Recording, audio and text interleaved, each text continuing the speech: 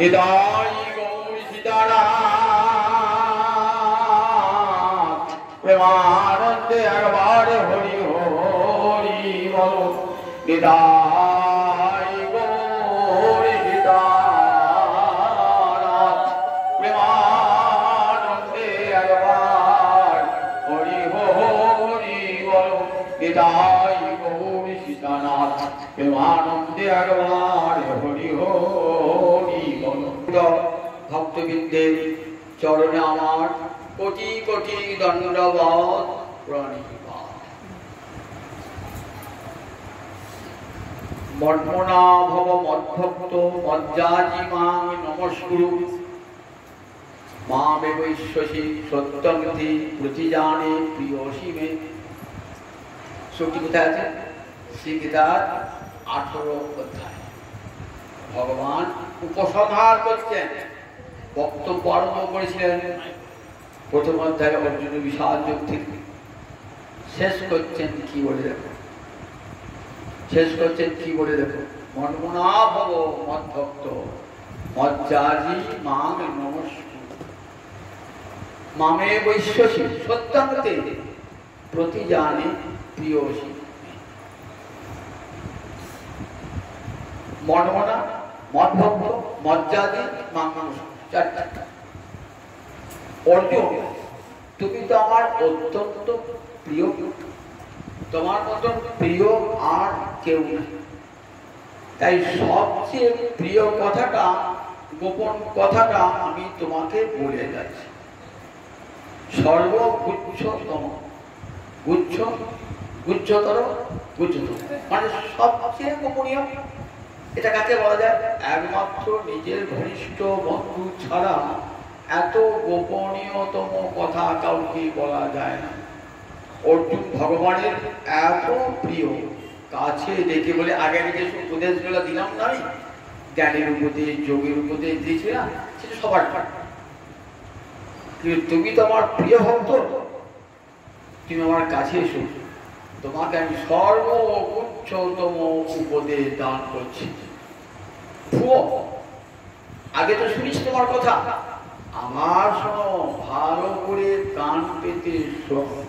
যে কথাটা খুব গুরুত্বপূর্ণ হয়, একবার বলে তৃপ্তি হয় না, তোকে আরো বলতে হতো। নবম অধ্যায় একবার বলেছে কথা, মন্মনা ভব মদ্ভক্ত মজ্জাজি মাং নমস্কুরু। যারা গীতা পড়েন দেখবেন নবম অধ্যায় একবার বলেছেন। আবার বলছি ভুয়া, আবার বলছি মানে কথাটা এত গুরুত্বপূর্ণ যে আবার তোমাকে বলছি, মন্মনা ভব মদ্ভক্ত মজ্জাজি মাং নমস্কুরু। মন্মনা মানে মদ যুক্ত মনা, সন্ধি করে মন্মনা। মদ মানে আমার আত্মা, তোমার মনটা আমাকে দিয়ে দাও, তোমার যেন পৃথক মন না থাকে, আমার মনটাই তোমার মন হোক, তোমার মন আর আমার মন যেন দুটো পৃথক না হয়, তোমার যা কিছু মনের বাঞ্ছা সব আমাকেই যেন থাকে। কৃষ্ণের যতেক বাঞ্ছা রাধাতেই রহে, যা যা গোবিন্দের ইচ্ছা সেটা কোথায়? রাধায় নিজের কোনো বাঞ্ছা নাই, রাধায় নিজের কোনো বাঞ্ছা নাই, কৃষ্ণের বাঞ্ছাই তার বাঞ্ছা। ভক্তদাই বলছে, দেখো তোমার মনটা যেন আমার মনের সঙ্গে এক হয়ে যায়, তুমি আমি পৃথক চিন্তা যেন না থাকে। মন্মনা ভব। অর্জুন বলছেন, ও বাবা, এ তো বড় কঠিন কথা, এই মনটা তোমাকে দেওয়া এ তো বড় কঠিন কথা। কেন অর্জুন কঠিন হবে কেন? তা বলছে, দেখো চঞ্চলহি মন কৃষ্ণ প্রমাথি বলবৎ দৃঢ়। শোনো কৃষ্ণ, মন বড় চঞ্চল, মন এমন গতিশীল, গরুরের চোখ ছুটে চলতে পারে, গরুর মতন দেবগান কাটবেন না, কিন্তু মন কাটছে, মন ছুটে চলে। কাঠ শুনছেন তো, মন দেখুন কোথায় ছুটে আমরা কাঠ চলে গেছি, না কলকাতা চলে গেছে, না দিল্লি চলে না পুরী চলে গেছে, পুরী বোম্বেতে আমরা ছেলে আছে মন সেখানে চলে গেছে, এইখানে বসে আছে মন চলে গেছে সেখানে। মনের এত ক্ষমতা, এত ব্যবসায়ী মন, সেই মনকে তোমাকে দেবো কেমন করে? শুধাই নয়, প্রমাথি চিত্ত বিক্ষোভ করে। প্রমাথি মানে প্রকৃষ্ট মন্থন করে চিত্তকে। প্রমাথি প্রকৃষ্ট চিত্তকে মথিত করে, নানা রকম চিন্তা ভাবনা মনকে মথিত করে। বলবৎ ভয়ঙ্কর শক্তিশালী, মনের এত শক্তি যে আমার যা বাঞ্ছা নয় তাকেও করাতে পারে। খুব শক্তিশালী মন, সেই মনকে কি করে আমি বশীভূত করে তোমার চরণে অর্পণ করব। যতক্ষণ পর্যন্ত নিজের মনটা গোবিন্দের চরণে না পৌঁছাচ্ছি, ততক্ষণ পর্যন্ত ভক্তের শান্তি নাই, তৃপ্তি নাই। ভক্ত কেঁদে কেমন কি বলে? দেহ মন সমর্পণ করে কি করলাম? এক মন হইলাম, নিশ্চয় হইলাম দাসী। সব মন সমর্পিয়া নিশ্চয় হইলাম দাসী। রাধের বলছে আমার সমস্ত মন তোমার চরণে অর্পণ করে আমি তোমার দাসী হলাম। তাই মন করা ভাব, মনটা ভগবানকে দেওয়া তো কঠিন সাধনা। মনটা ভগবানকে দেওয়া, আমরা মনটা দিয়ে বিষয়ে আশয়ে স্ত্রীতে পুত্রে সর্বত্র দিই। সেই মনকে ভগবানের চরণে নিয়ে আসা কত কষ্টকর, কত কঠিন বলতে।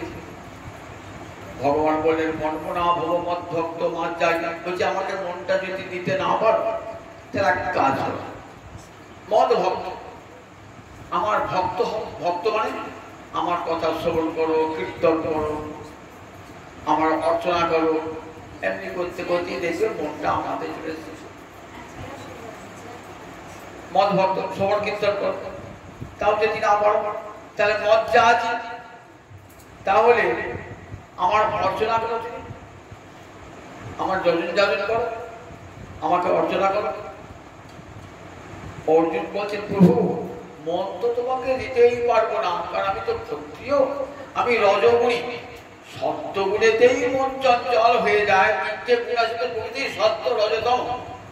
এই সত্যগুণে এলে মন কিছুটা স্থির হয়। রজগুণে মন চঞ্চল, রজুর আগাত্মকম বৃদ্ধি গীতায় বলেছে না। রজগুণ কি করে? মনকে রাঙিয়ে দেয়। ঘর করবো, বাড়ি করবো, টাকা আনবো, পয়সা করবো, গাড়িতে চাপবো, কত প্রকার রঙিন নেশায় মনটাকে বিভোর করে দেয়। আমি তো রজগুণী ক্ষত্রিয়, রজগুণ প্রধান, সুতরাং মনটাকে তোমাকে দেবো কাম করে। আমি সত্যগুণী তারা মনকে স্থির রাখতে পারে না। তাহলে আমার অর্চনা করো। বললে ঠাকুর তোমাকে অর্চনা করতে গেলে নিজের দেবতা হতে হবে। শাস্ত্রে বলেছে দেবভূতা দেবং যজে।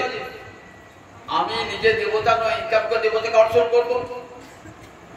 তাই দেবতাকে অর্চনা করবার পূর্বে নিজেকে কি করে নিজেকে দেবতা হতে হয়।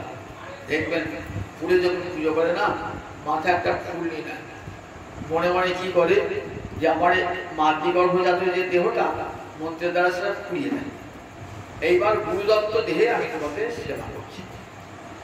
যে দেহটা চিন্ময় দেহ, ভগবান তো চিন্ময়, ভগবানকে অর্চন করতে গেলে চিন্ময় দেহ দিয়ে ভগবানকে অর্চন করতে হবে।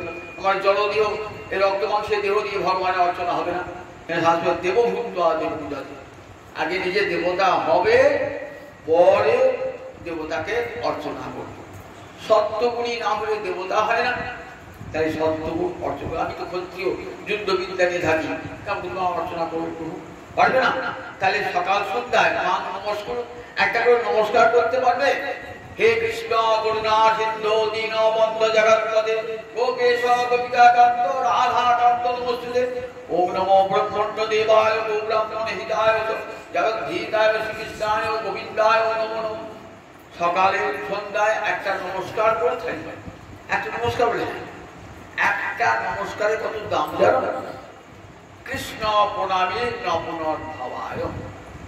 গোবিন্দকে যদি একবার কেউ প্রণাম জানায় আর তার মায়ের পেটে জন্ম হবে না। দেখেছেন একটা গোবিন্দকার বলছে দশাশ্বমেধি, যারা 10টা অশ্বমেধ যজ্ঞ করেছে তারা পুনরেতি আবার পুনরায় এখানে আসে।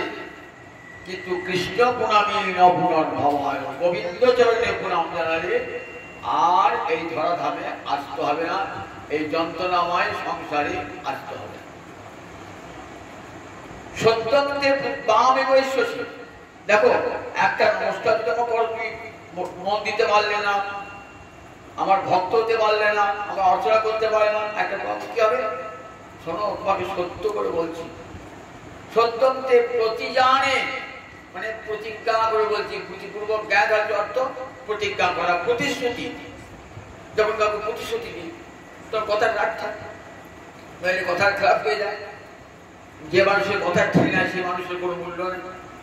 তাই প্রতিজানে ভগবান বলছেন, দেখো সত্য করে বলছি, আবার প্রতিজ্ঞা করে শপথ করে বলছি। কি শপথ করে বলছো? মাম এব এশ্বরী, এব এই অব্যয়টা দিলেন, আমাকেই পাবে, আমাকেই পাবে। আমার চরণে যদি একটা প্রণাম জানাও তাহলে আমাকেই পাবে। দেখেছেন তো, এই ভগবানকে, এই গোবিন্দকে যদি মনটাও গোবিন্দে দেন, যদি না পারেন তা বললেন আমার ভক্ত আমার শ্রবণ কীর্তন শুনছেন, কীর্তন করছেন, অর্চনা করবেন না, শেষ পর্যন্ত নমস্কার, তাহলে কি হবে না, তাহলে আমাকেই পাবে। এই প্রতিশ্রুতি ভগবান দিয়ে গেলেন একবারে গীতার শেষে। প্রতিশ্রুতি, প্রতিজানে, প্রতিজ্ঞা করে বলছি, কোনদিনটা ভঙ্গ হবে না। মনমনা মানে ভগবান, ভগবানের মনটা দিয়ে দেবো।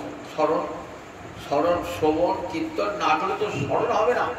আগে শ্রবণ হবে, তারপর কীর্তন হবে, তারপরে স্মরণ। পর্যায় আসলো শ্রবণং শ্রবণং কীর্তনং বিষ্ণু স্মরণং পাবে শ্রবণ।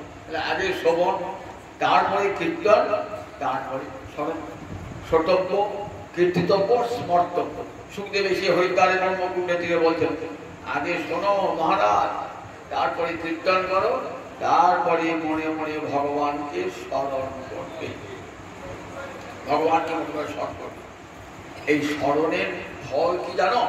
এই স্মরণের ফল বলে দেখো, ভগবানকে স্মরণের ফল আমরা দেখতে পাই। গজেন্দ্র, ইন্দ্রদুম্ন রাজা, যিনি নীলমাধবকে অবিশ্বাস করতে গিয়ে নীলমাধব পেলেন না, নীলমাধবের পরিবর্তে জগন্নাথ হলেন। সেই ইন্দ্রদুম্ন রাজা একবার অভিশাপ দিয়েছে, অগস্ত্য ঋষির অভিশাপ দিয়েছে। পুরাচলে আশ্রম, সেখানে ইন্দ্রদুম্ন রাজা কৃষ্ণ সেবা করছেন। এমন সময় অগস্ত্য ঋষি এসেছে। রাজা ভাবছেন কৃষ্ণ সেবাটা সেরে নিয়ে আমি ঋষিকে অভ্যর্থনা জানাবো। কৃষ্ণ সেবাটা সারি। অগস্ত্য কিছুক্ষণ অপেক্ষা থাকলেন, অপেক্ষা করে থেকে বলছেন, ফিরে গেলেন, খুব বিষণ্ণ মনে একটা অভিশাপ নিয়ে গেলেন। তম হস্তি মূর্খ ভব, রাজা হয়েছ কিন্তু মাথায় বুদ্ধি তোমার নাই। কৃষ্ণ ভক্ত হয়েছ, মাথায় বুদ্ধি নাই। কৃষ্ণ আর কৃষ্ণ ভক্ত এই দুইজন যদি কাছাকাছি থাকে তাহলে কাকে আগে অর্চনা করতে হয়? আগে কৃষ্ণ ভক্তকে অর্চনা করতে হয়। মদ ভক্ত পূজাধিকা, আমার চেয়ে আমার ভক্তের পূজা বড় অভ্যধিকা, আমার চেয়ে আমার ভক্তের পূজা বড়। তাহলে কৃষ্ণ অর্চনা ছেড়ে এসে রাজার কর্তব্য ছিল ঋষিকে অভ্যর্থনা করা। কৃষ্ণ ভক্ত হয়েছেন, কিন্তু কেমন করে কৃষ্ণ ভক্তকে সম্মান লাভ করতে হয় জানেন না। হাতি একটা এত বড় প্রাণী, কিন্তু তার মাথায় বুদ্ধি নাই। তুমি রাজা হয়েছ, তুমি নরাধীন, বুদ্ধি নাই, তুই অহস্তি মূর্খ।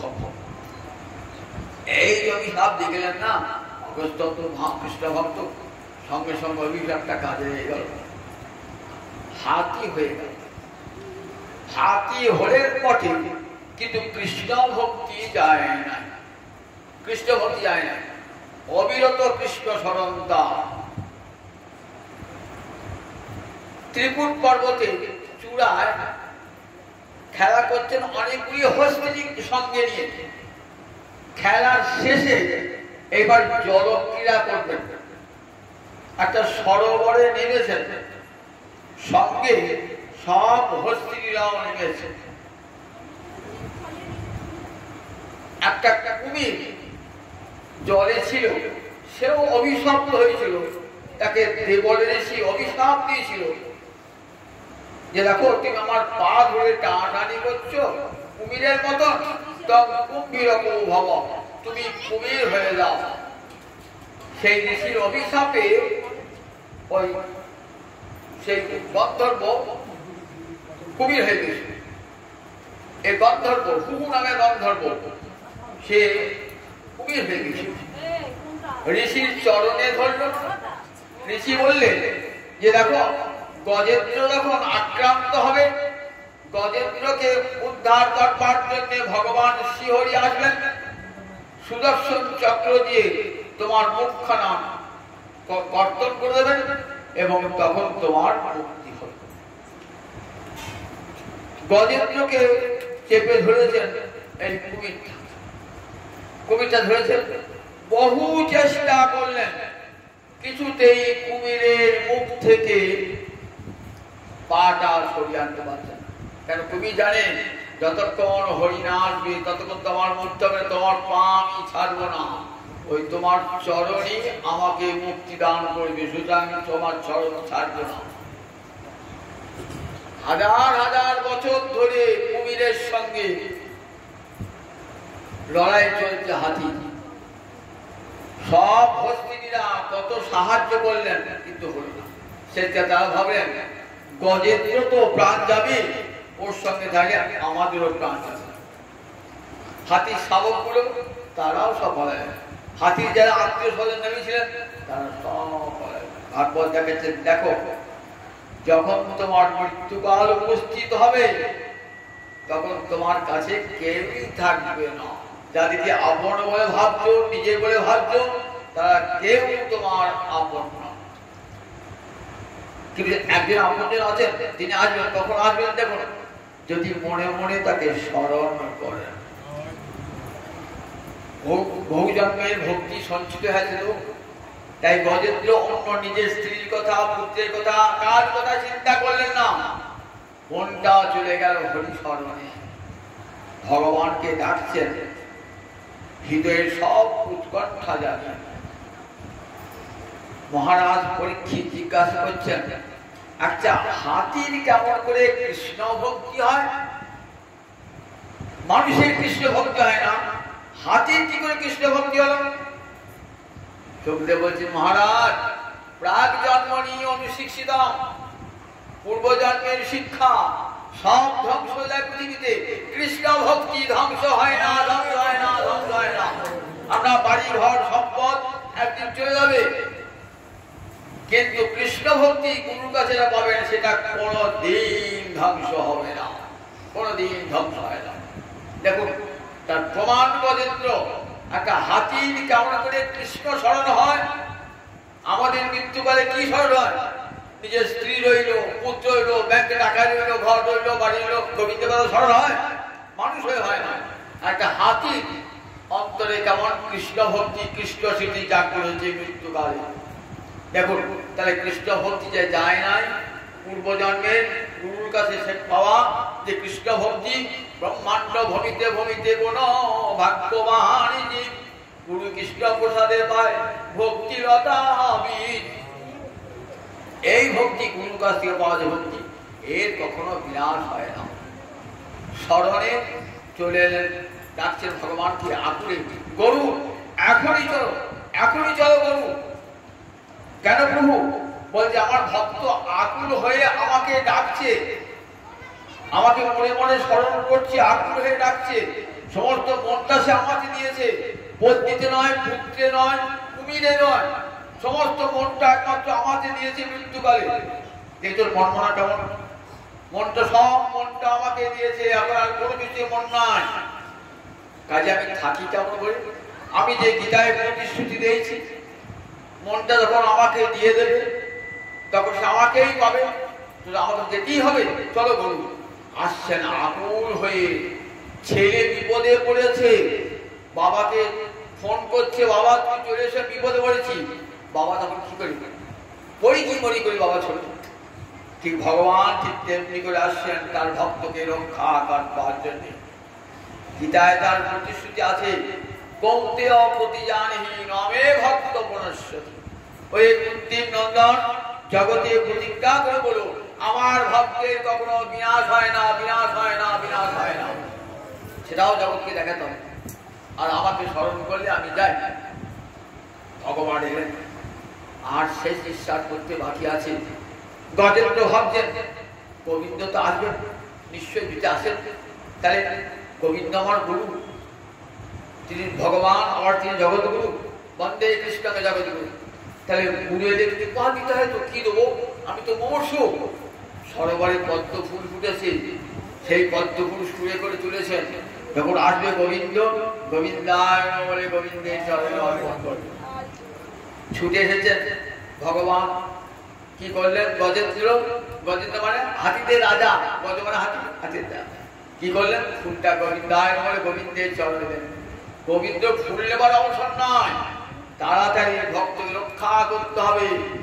গজেন্দ্রকে টেনে তুললেন, কুমিরের মুখটা সুদর্শন চক্র দিয়ে ছেদন করলেন, কুমিরটা মুক্তি হয়ে গেল, গন্ধর্বলোকে চলে গেল, গজেন্দ্রের মুক্তি হয়ে গেল। গজেন্দ্র মুখ নিয়ে ভগবান শুনলেন। দেখুন তাহলে স্মৃতিটা কেমন স্মৃতি, ভগবানের এই স্মৃতি, অবিস্মৃতি কৃষ্ণ পদারবিন্দ ক্ষীণতি অভদ্রাণী। কখনো যেন কৃষ্ণ চরণ বিস্মৃত না হয়। সর্তব্য সততক বিষ্ণু বিশ্বক্রম জাতছি সর্বে বিধি নিষেধ এতকিন করা। বলে শাস্ত্র পড়ি কত বিধি কত নিষেধ, সব পালন করতে পারবো না। বিশেষ করে কলিযুগের মানুষ আমরা তো অত বিধি অত নিষেধ আমরা পালন করতে পারবো না। বলে পদ্মপুরাণ করতে হবে না, একটা বিধি আর একটা নিষেধ মেন। একটা বিধি কি না, সত্যব্য সততম বিষ্ণু। শয়নে স্বপনে নিদ্রায় জাগরণে সব সময় গোবিন্দকে স্মরণ করো। আমার শয়নে গৌর, স্বপনে গৌর, আমার গৌর নয়ন তারা।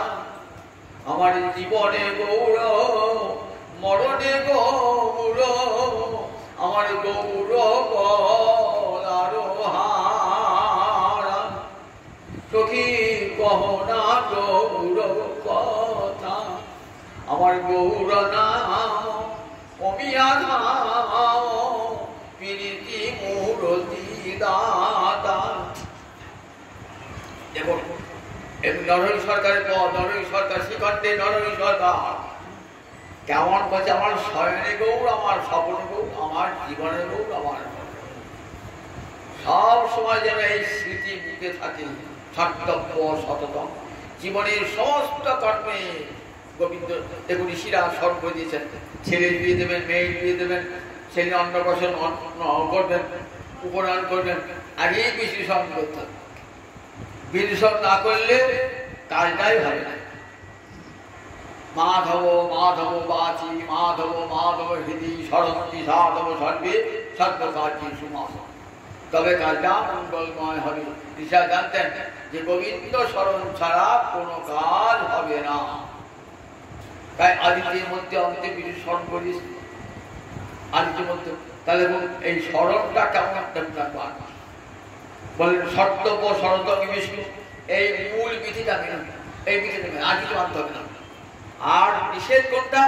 বিশ্বত্ব যাচ্ছি, কখনো কৃষ্ণ ভুলো না, এই নিষেধটা আর কিছু মানতে হবে না। তাহলে সব সম্পূর্ণ হয়ে যাবে। যত যদি ভুল ত্রুটি কোনো হয়েও থাকে, সব ভুল ত্রুটি দূর হয়ে যাবে। বলে সমস্ত কাজ সুসম্পন্ন হবে গোবিন্দ স্মরণে। তাহলে স্মৃতিটা কেমন দেখো, ভগবানকে মনটা সর্বাঙ্গীন হয়। আমি ভগবানকে একটা মন্দির বানিয়ে দিলাম, আমি ভগবানকে সেবার জন্য 20,000 টাকা দিলাম, 2 লাখ টাকা দিলাম, সোনার বায়না করে দিলাম, এতে তো ভগবানকে কোনোদিন পাওয়া যায় না। জগতে অর্থবিত্ত দিয়ে কোনোদিন ভগবানকে পাওয়া যায় না। ভগবানকে পাওয়া যায় যদি নিজের মনটা ভগবানকে দেয়। দেখুন একটা গল্প শোনায়। জয়পুরের রাজা নাম জয় সিংহ, স্ত্রীর নাম চন্দ্রাবতী। জগন্নাথ দর্শনে এসেছেন, এসে জগন্নাথ দর্শনে জগন্নাথের মুখ দর্শন করে মুক্ত হয়ে গেছে। রানী বলছেন আমার তো সন্তান নাই, জগন্নাথ কৃপা করে আমার যদি একটা সন্তান দাও, আমি তাকে তোমার চরণে নিবেদন করব। ফিরে গেছেন রানী, রাজা ফিরে গেছেন। ফিরে যাওয়ার পর রানীর গর্ভসঞ্চার, জগন্নাথ কথা শুনেছেন, গর্ভসঞ্চার হয়েছে। যথা সময় একটি কন্যা, সুলক্ষণা কন্যা জন্মিয়েছে। নামও রাখলেন বিষ্ণুপ্রিয়া, গোবিন্দের প্রিয়া, তার নামও রেখে দেন বিষ্ণুপ্রিয়া। জন্ম লগ্ন থেকে সে কৃষ্ণ ছাড়া আর কিছুই জানে না। জন্ম লগ্ন থেকে দেখুন কেমন সংস্কার নিয়ে জন্মেছে, জন্ম লগ্ন থেকে কৃষ্ণ চিন্তা আছে। জয়পুরের রাজা জগন্নাথের ভক্ত ছিলেন, পুরীর পান্ডারা প্রায় যেতেন, রাজা রাজ্যে যেতেন, পান্ডারা জগন্নাথের রথের পূর্বে যেতেন, অর্থ দিয়ে আহরণ করতেন। রাজবাড়ি গেছেন, রাজা পরমাদরে পান্ডাকে নিয়ে গেছেন। রাজবাড়ি সবাই যে যার উপহার দিয়েছেন, কতকে টাকা দিয়েছেন, কেউ গয়না দিয়েছেন, নানা দিয়েছেন, জগন্নাথের নানা মূল্যবান সব উপহার দিয়েছেন। বিষ্ণুপ্রিয়া ভাবছে যে আমি কি উপহার দেবো। বিষ্ণুপ্রিয়া ভাবছে কি উপহার দেবো। বিষ্ণুপ্রিয়া তখন কিন্তু নবযৌবনবতী, বিবাহ করেন নাই। জগন্নাথকে স্বামী বলে ভাবেন, আর কাউকে স্বামী বলে ভাবেন না।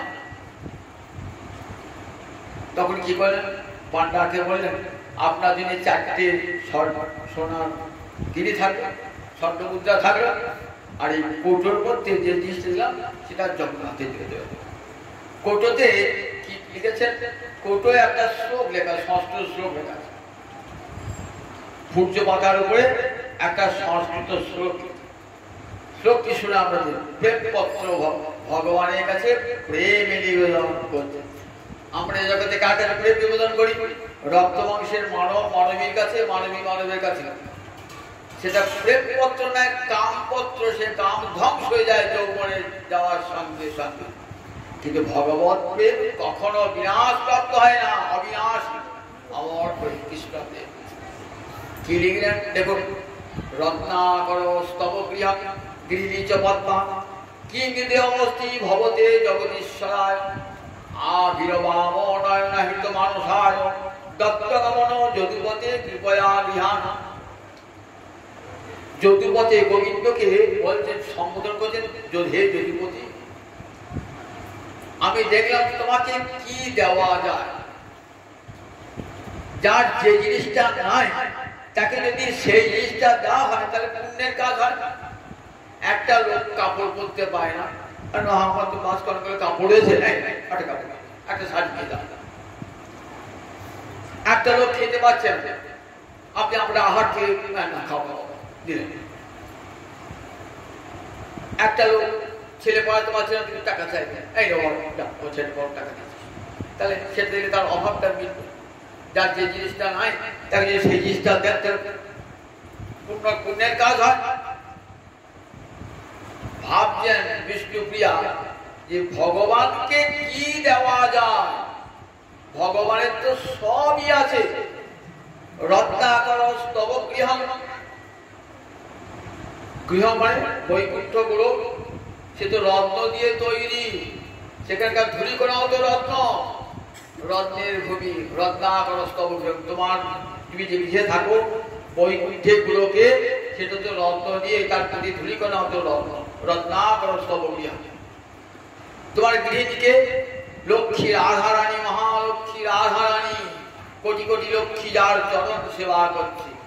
গৃহিণী পদ্মা, তোমার গৃহিণী পদ্মা। রত্নাকরস্তব গৃহং গৃহীচ পদ্মা কিং দেবস্তি ভবতি জগদীশ্বরায়। তাহলে যার গৃহে এত রত্ন, স্বয়ং লক্ষ্মী দেবী যার পত্নী, আমি তাকে কি দেবো? তাকে দেবার কোন ক্ষমতাই আমার নাই। তাকে দেবো বলা মানে স্পর্ধা, ধৃষ্টতা। ধৃষ্টতা ভগবানকে দেবেন কি? দেবার ক্ষমতা আপনার আছে নাকি ভগবানকে? সবই তো ভগবান, ভগবানের নিয়ে ভগবানকে দেওয়া, কিন্তু ধৃষ্টতা। তাই কিং দেবস্তি ভবতি, হে জগদীশ্বর আপনাকে দেবার তোমার কিছুই নাই। খুঁজে খুঁজে দেখলাম তোমার একটা জিনিস না, ভগবান একটা জিনিস নাই। কি নাই? তোমার মনটা নাই। মানুষের মন আছে, ভগবানের মন নাই। বলে ছিল মনটা চুরি হয়ে গেছে। কে চুরি করলো? আবির্বাম নয়নাহিত মানুষ। আভি মানে গোয়ালা, আবির্বাম নয়না অর্থাৎ ব্রহ্মল্লী সুন্দরী রমণীগণ গোপীগণ তারা কি করেছে? কৃত মানুষায় তোমার মনটা চুরি করে নিয়েছে। কারণ থালা গ্লাস বাসন চুরি হয়ে গেছে আপনার নিজের জন্য, আপনার মেয়ের বাড়ি করে কাল চুরি হয়ে গেছে, তখন আমি কি করবো? থালা বাসন কিনে দিয়ে আসবে, কাপড় চুরি হয়ে গেছে, কাপড় কিনে দিয়ে আসবে। ভগবান চুরি হয়ে গেছে, কি চুরি হয়ে গেছে? মনটা চুরি হয়ে গেছে। কে চুরি করেছে? বললেন ভুজ পণ্ডিত, রমণীরা সুন্দরী রমণী তার মনটা চুরি করে নিয়েছে। তাহলে ওই জিনিসটা ভগবানকে দেওয়া যায়? মন তো ভগবানের নাই, তাহলে কি দেবো? দত্ত গমন, হে গোবিন্দ আমি আমার মনটা তোমার চরণে অর্পণ করলাম। মনটা তোমার চরণে অর্পণ করলাম, তুমি কৃপা করে আমার মনটা গ্রহণ করো। সেখানে ভগবানকে কি দিতে হয়? ভগবানকে মনটা দিতে হয়। আপনি আমরা ভালোবাসার জনকে টাকা দিলেন, কাপড় দিলেন, মনটা দিলেন না।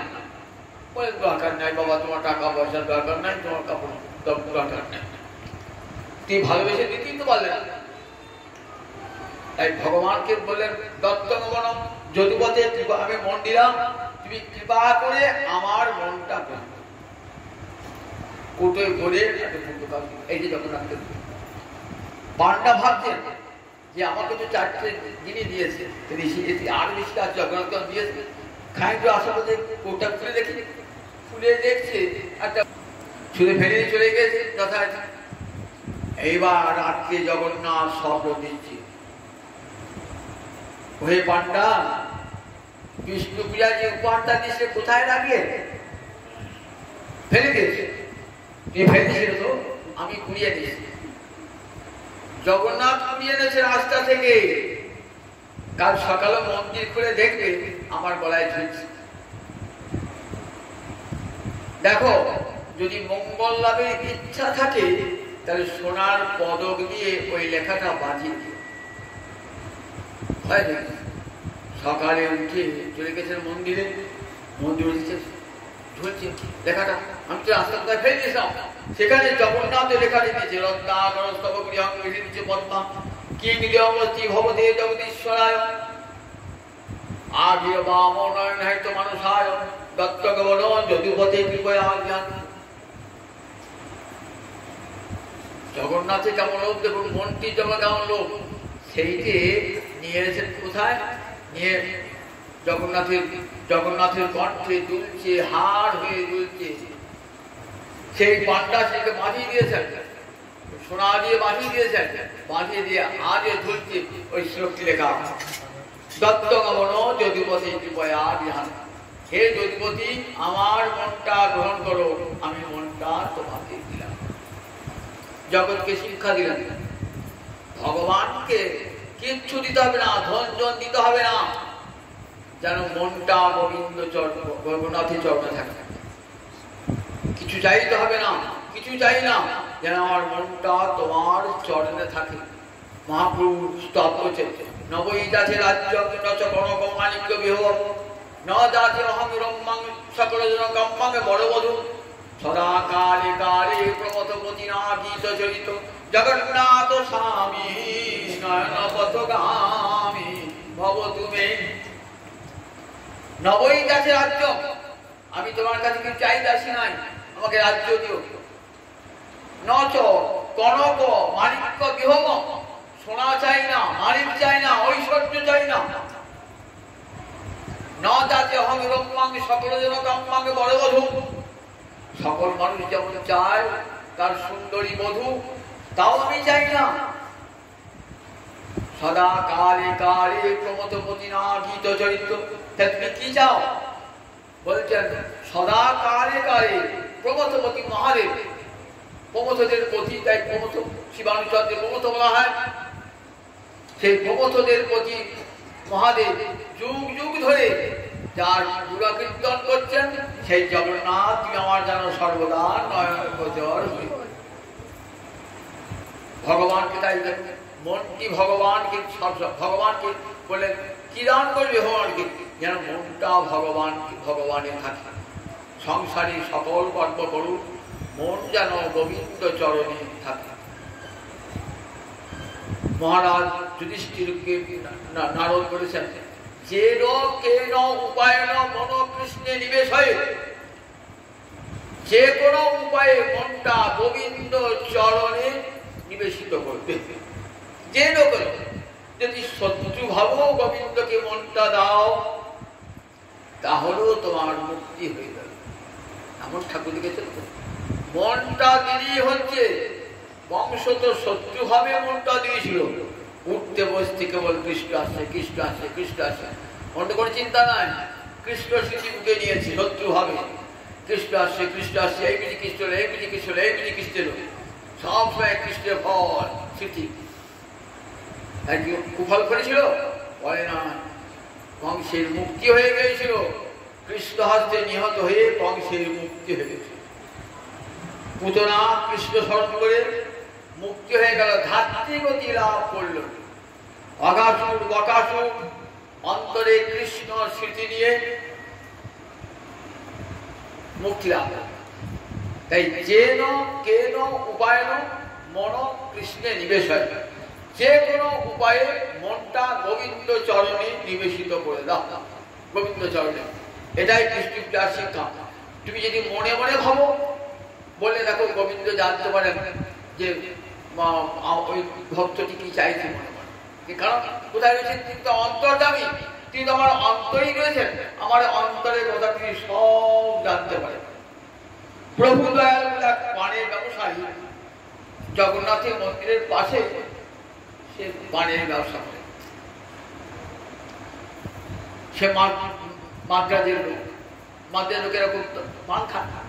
সে পানের ব্যবসা করতে এসে জগন্নাথের ভোগ দর্শন করতে যান। মনে মনে ভাবি, আমি তো জগন্নাথের সেবা করতে পারি না, আর যদি জগন্নাথ আমার দুটি পান সেবা করতে খুব আনন্দ। কিন্তু জগন্নাথ তো পান দেওয়ার রেওয়াজ নাই, জগন্নাথকে পান দেওয়াতে রেওয়াজ নাই। যদি একটু পান নিতেন তাহলে খুব আনন্দ হতো। মনে মনে ভাবছেন, মনে মনে ভেবেছেন, স্মরণ করেছেন। প্রতিদিন ভোগের সময় যান, দেখেন সামান্য ভোগ না করে পান নাই, তাম্বুল নাই। খুবই অন্তর ইচ্ছা যদি ওই সেবাটা পেতাম, তাহলে তাম্বুল দিয়ে সেবা করত। জগন্নাথ জানতে পেরে, দেখুন স্মরণ করেছেন তো, জগন্নাথ কিন্তু যন্ত্রে জানতে পেরেছেন যে ওই ভক্তটি এত আমার ভালোবাসা, ওতে কিছু নাই, পানের ব্যবসায়ী, ওই পান থেকে আমি সেবা করব। অন্তরে রেখেছেন, বাইরে কোনদিন প্রকাশ করেন নাই। রাত্রিবেলায় যখন বড় সিংহার বেশ হয়ে যায়, শয়ন দেওয়া হয়, তারপরে বলরাম আর জগন্নাথ দুটি ভাই গুটি গুটি করে যায় ওই পানের দোকানে, সাধারণ বালকের বেশি। একদিন বলরাম দাস বলে ভক্ত, সে ওই সিংহ দরজার সামনে ঘুরে বেড়াচ্ছে বরদান্তের, দেখছে রোজ দুটো ছেলে মন্দির থেকে বেরিয়েছে ওই পানের দোকানে ঢুকে। কয়েকদিন লক্ষ্য করার পর যখন চলে এলেন ওই দুটো ছেলে, এসে মন্দিরে ঢুকে বললেন, বলছে আচ্ছা তোমার এখানে পান খেতে কে আসে রাত্রেবেলাতে? তারপরে আমি চিনি না, দুটো ছেলে আসে। একজনের বেশ গায়ের রং ফর্সা, একজনের গায়ের রং কালো। তোমার পানের দাম দেয়? তবে না। পানের তুমি ব্যবসা করো, পানের দাম চাও না? তা বলে ওই ছেলে দুটোকে দিকে আমার কি হয়, আমার পানের দাম চাইতেও পারি। দেখো তোমার ব্যবসা দাম সবাই বিনা পয়সা পান খাবে, তো তুমি চাইতে পানের দাম চাই। তাই ঠিক আছে। পরের দিন এসেছেন, আবার পান দিচ্ছেন, তাকিয়ে তাকিয়ে দেখছেন, কি বুঝে আজ তো পানের দাম সব, তা বুঝে একদিন পানের দাম নাও নাই, দাম তো পানের দাম আনি নাই, কি করে পানের দাম দেবো? তবে তোমাদের দুজনের কানে যে চাদর রয়েছে না, ওই চাদর তুমি রেখে দাও, রেখে দাও। বলে বেশ, কালকে এসে টাকা নেই।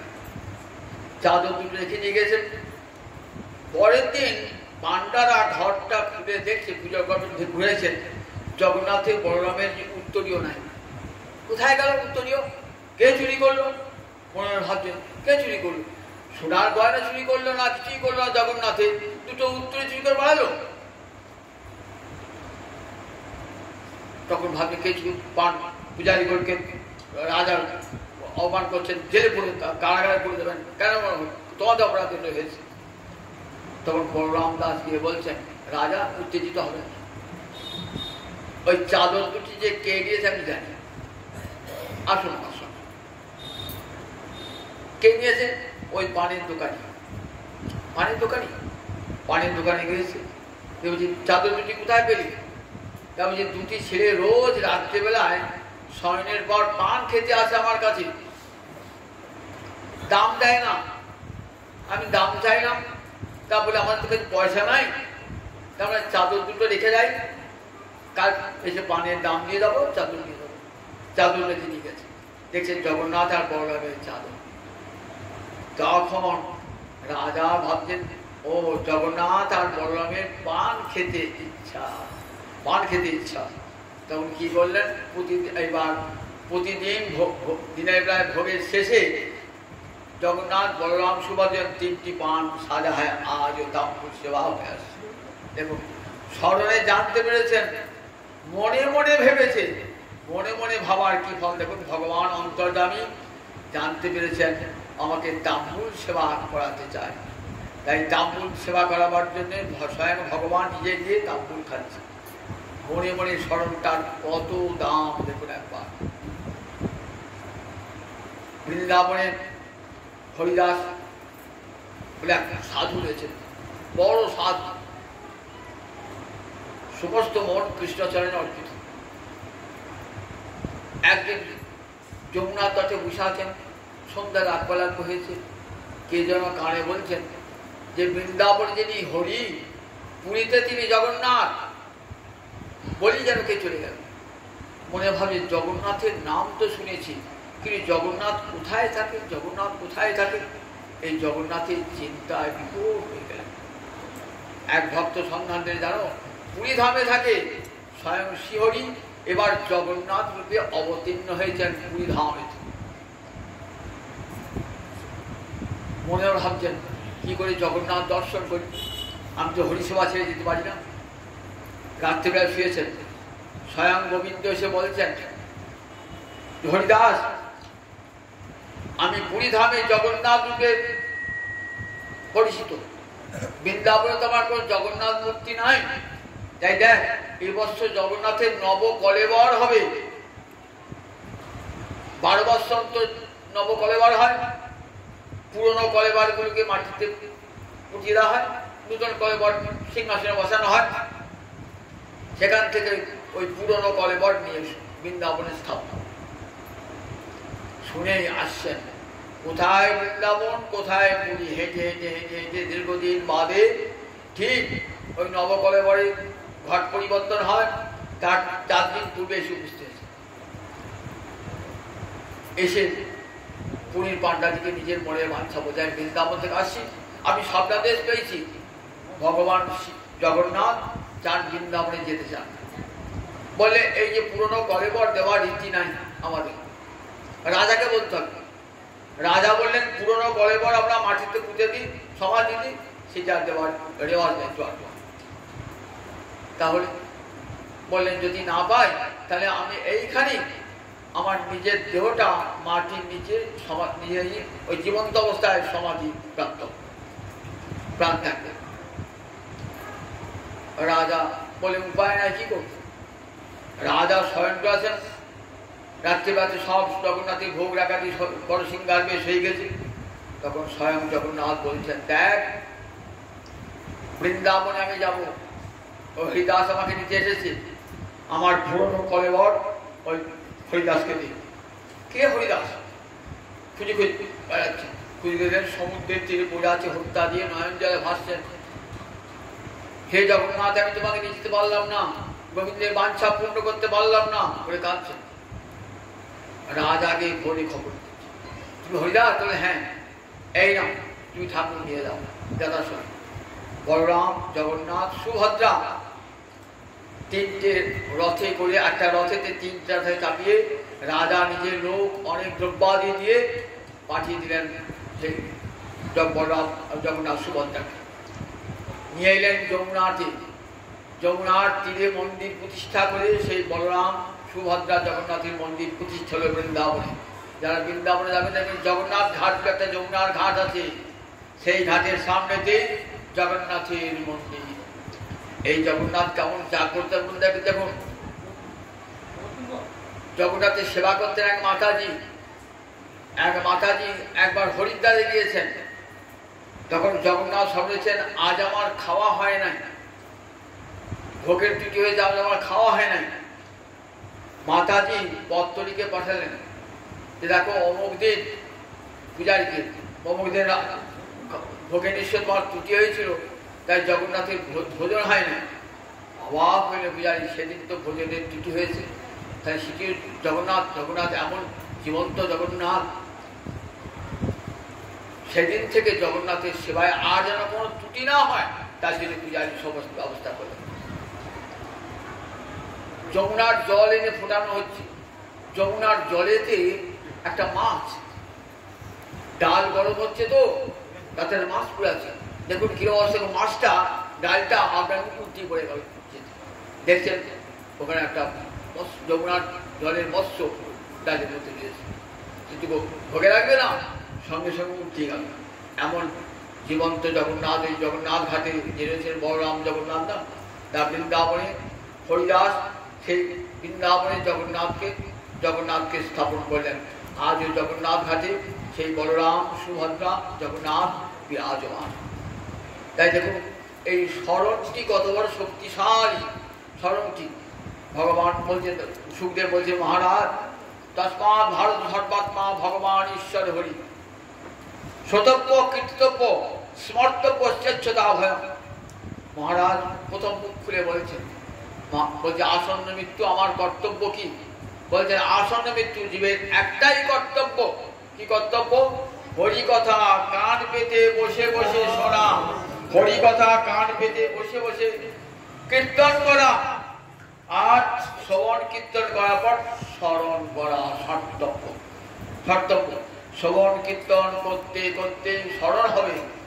এই স্মরণের ফল এমন, স্মরণ তো মনের ধর্ম। যখন স্মরণ করবেন তখন ভগবান জানবেন মনটি আমাকে অর্পণ করেছেন, মনটি অর্পণ করেছেন। ভগবান তো আর কিছু গ্রহণ করেন না। ওই বিষ্ণুপ্রিয়া শিক্ষা দিলেন যে ভগবানকে যদি কিছু দান করতে হয়, মতিটাই দান করবে ভগবানের শ্রীচরণে। যে কোনো উপায়ে ভালোবেসিও, যদি ভালোবেসে মন অর্পণ না করো, শত্রুভাবে মন অর্পণ করো, তাহলে ভগবানকে প্রাপ্ত হবে। শত্রুভাবে যদি কেউ ভগবানকে স্মরণ করে, তাহলে তার মুক্তি হয়ে যায়। তার শত শত প্রমাণ রয়েছে। হতারি গতিদায়ক, তাকে যারা স্মরণ করছেন তারা শত্রু হলেও তাদেরকে মুক্তি দান করছেন। হতারি গতিদায়ক, ওরিকে হত্যা করছেন, হত্যা করে তাকে পরম গতি দান করছেন। পুতনার মতো রাক্ষসী যে কৃষ্ণের প্রাণ নিতে এসেছিলেন, মনে মনে কৃষ্ণ ভাবনা করে এসেছেন, মায়ের ভাবনা নিয়ে এসেছেন, তাকে দিলেন মাতৃগতি ধাত্রীগতি দান করলেন। জগৎকে দেখালেন, দেখো মনে মনে যদি শত্রু ভাবো, আমাকে ভাবো মায়ের মতন বাৎসল্য আসো, তাহলে আমি ধাত্রীগতি দান করি। তাই স্মরণটি দেখুন, এই নবিধা ভক্তি অঙ্গের মধ্যে সবচেয়ে বড় সাধন হলো স্মরণ। কিন্তু স্মরণটি তো একবারে হয় না, আগে শ্রবণ, তারপর কীর্তন, তারপর স্মরণ। এইটিকে মনের ধর্ম স্মরণ। আমার মহাপ্রভু যে প্রেম ধর্ম দান করে দিলেন না, সেই প্রেম ধর্ম রাজমার্গের ভক্তি। রাজমার্গের ভক্তিতে কি হয় না, মনটাই সেখানে প্রধান। মনের টানে গোবিন্দকে ভালোবাসা। আমরা ভগবানকে অর্চনা করি কিভাবে না বৈদিক ভক্তিতে ভোগ করি। ভগবানকে ভজন না করলে পরে আমার নরক গতি হবে। চারিবর্ণাশ্রমী জ্যোতি কৃষ্ণ নাহি ভজে স্বধর্ম পরিবেশে রৌরবে পরিময়ে। সেখানে মনের কোনো প্রসঙ্গ থাকে না। শাস্ত্রে বলেছেন করতে হয়, আমি ব্রাহ্মণ হই, ক্ষত্রিয় হই, বৈশ্য হই, শূদ্র হই, ব্রহ্মচারী, গৃহস্থী, মানবগোষ্ঠী, সন্ন্যাস যাই হয় না কেন, আমার কর্তব্য কৃষ্ণ ভজন করা। না করলে আমার নরক হবে। এই নরকের ভয়ে আমার মন না থাকলেও আমি কৃষ্ণ ভজন করি। এটা নাম বৈদিক ভক্তি। এই বৈদিক ভক্তির ফলে মুক্তি লাভ হয়, কিন্তু কৃষ্ণ সেবা কখনো হয় না, লাভ হয় না।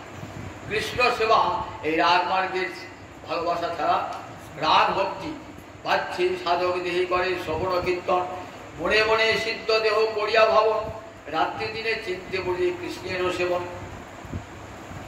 এই যে রাগ ভক্তি না, এটি কেবল মানুষের ভজন হবে। মানুষের ভগবানকে সবসময়, মানুষ ভজন না, এত উন্নত ভজন। শ্রী গোসাই তার ভাগবত একটা টিকা আছে, টিকাটির নাম ক্রম সন্দর্ভ। সেই ক্রম সন্দর্ভ টিকা একটা উদাহরণ দিলেন, একটা গল্প। প্রতিষ্ঠানপুরের এক ব্রাহ্মণ, অতি দরিদ্র ব্রাহ্মণ, অন্তরে বহু ইচ্ছা যে একটু পায়েস খাওয়াবো আমার গোবিন্দ, কিন্তু আমি তো ভিখারি, কোথায় চাল পাবো, কোথায় দুধ পাবো, কোথায় মিষ্টি পাবো, ভাবছি কি করে পাবো। আমার আর জীবনের বাঞ্ছা পূর্ণ হলো না। একদিন শুনলেন এক জায়গায় ভাগবত পাঠ হচ্ছে, সেখানে আসলে বসলেন। ভাগবত পাঠক বলছেন, যদি তোমার বাইরের আর্থিক ক্ষমতা না থাকে তাহলে মনে মনে ভাববে যে আমি ভগবানকে সেবা লাগাচ্ছি। এই মনে মনে যদি ভাবো তাহলেও ভগবান তোমার সেবাটা গ্রহণ করবে। দেখে সরলে কেমন করছে, তখন ভাবি যাক এই দেবা কি ভয় পেয়ে গেলাম, আমি মনে মনে দেবো ভগবান। একদিন ভিক্ষা করতে বসে দ্বীপ্রহর হয়েছে, ভগবানকে ভোগ লাগাবেন, তো একটি গাছটায় বসে বসে ভাবছেন। কি ভাবছেন? আমি চাল এনেছি বাজার থেকে কিনে, শুদ্ধ গোবিন্দ ভোগ চাল এনেছি, বীজ এনেছি, দুধ এনেছি, পায়েসটা পেয়েছি উনানে। মনে হচ্ছে মনেতেই উনুন জ্বালানো হয়েছে, মনেতেই সব, মনেতেই চাল, মনেতেই সব নিয়েছে। এইবার পায়েসটা হয়ে গেছে, তো এবার গোবিন্দকে নিবেদন করবেন। গোবিন্দকে নিবেদন করবেন, নিবেদন করবে এত উত্তপ্ত উষ্ণ জিনিস ভগবানকে দিতে নাই তো। একবার হাত দিয়ে দেখি, খালি করে কাপড় দেখি, হাত দিয়ে দেখতে গেছেন, হাতে গরম আছে, ফোসকা পড়ে গেল, সঙ্গে সঙ্গে ফোসকা পড়ে গেল। মনের আগুনে চড়িয়েছে না হাড়ি, দেখেছেন তো, আর বাইরে হাতটা পড়ে গেছে। কি আশ্চর্য দেখুন, কি আশ্চর্য। তাহলে ভক্তি, এই ভক্তি যদি মিথ্যা হয় তাহলে জগতে সত্যি আর কি হবে? মনের আগুনে, মনের মধ্যে রান্না করছেন, বাইরে আগুনটা পড়ানো। নারায়ণ হাসি উঠেছে, তখন লক্ষ্মী হাসে গেল। দেখবে, দেখো মনে মনে আমার সেবা করেছে আর বাইরে আঙুলে ফোসকা পড়েছে, দেখবে। সেই ব্রাহ্মণকে নিয়ে গেলেন বৈকুণ্ঠে। দেখো লক্ষ্মী আমাকে কেমন ভালোবাসে, দেখেছো, আমাকে মনের ক্ষীর খাইয়েছে, মনের পায়েস খেয়েছে।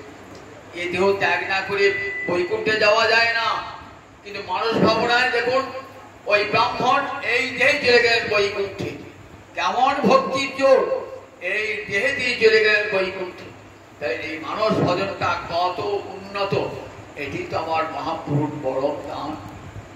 বলে দেখো, এই রাতবারকে মনে সমস্ত মনটা গোবিন্দ চরণে অর্পণ করে অনর্পিত চরে গেছি, রাত করুণায় অবতীর্ণ করো। নাম প্রেমের বালাগাছি পড়ালো, বাইরে দিলেন হরিনাম সংকীর্তন, আর অন্তর দিলেন প্রেম। প্রেম না থাকলে সেবা হবে? স্মৃতি, প্রেম থাকলে অবিরত স্মৃতি, কৃষ্ণ স্মৃতি হৃদয়ে জেগে থাকে। যাকে ভালোবাসেন আপনি, সবসময় তার কথা মনে চিন্তা করুন, শয়নে স্বপনে বিদ্যায় জাগরণে তার কথা চিন্তা হবে।